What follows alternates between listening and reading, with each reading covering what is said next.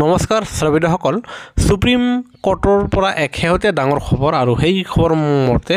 এতিয়াৰ পৰা অন্তিম দৰমহাৰ 50% টকা আপোনাৰ ফ্যামিলি পেনশন হিচাপে লাভ কৰিব হয় শ্ৰোতাসকল আপোনালোকে ঠিকই শুনিছে যে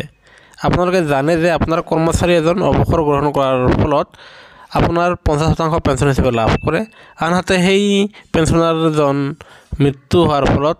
সেই পেনশনাৰজনৰ ঘৰৰ মানুহে আপোনাৰ 30% দৰমহা আপোনাৰ ফ্যামিলি পেনশন হিচাপে লাভ কৰে আৰু ইয়াকে লৈ আপোনাৰ এজন পেনশনভোগীয়ে আপোনাৰ সুপ্ৰিম কোৰ্টত এক জনহিত যাচিকা দায়েৰ কৰিছিল যাক আপোনাৰ PIL বুলি কোৱা হয় আৰু যত আপোনাৰ সুপ্ৰিম কোৰ্টৰ মুখ্য ন্যায়াধীশ DY চন্দ্ৰচূড়ৰ অধ্যক্ষতাত এক বিচাৰ প্ৰক্ৰিয়া আৰম্ভ হয় আৰু যত কোৱা হয় যে আপোনাৰ কেন্দ্ৰীয় চৰকাৰে সেই পেনশনৰ নীতি সংশোধন কৰি আপোনাৰ ফ্যামিলি পেনশনাৰসকলক 30%ৰ পৰিৱৰ্তে 50% পেনশন দিব লাগে হয় ছাৰবাইদেউসকল কিয়নো যদিহে পেনশনাৰ এজন জীৱিত থাকিলহেঁতেন তেতিয়া তেওঁ আধা দৰমহা পেনশন হিচাপে লাভ কৰিলহেঁতেন আনহাতে তেওঁ আপোনাৰ অৱসৰ গ্ৰহণ কৰাৰ ফলত তাৰ পিছত তেখেতসকলে অৱসৰৰ যি কটা থাকে সেই কটা মতে তেওঁ আন এটা ব্যৱসায়ত নত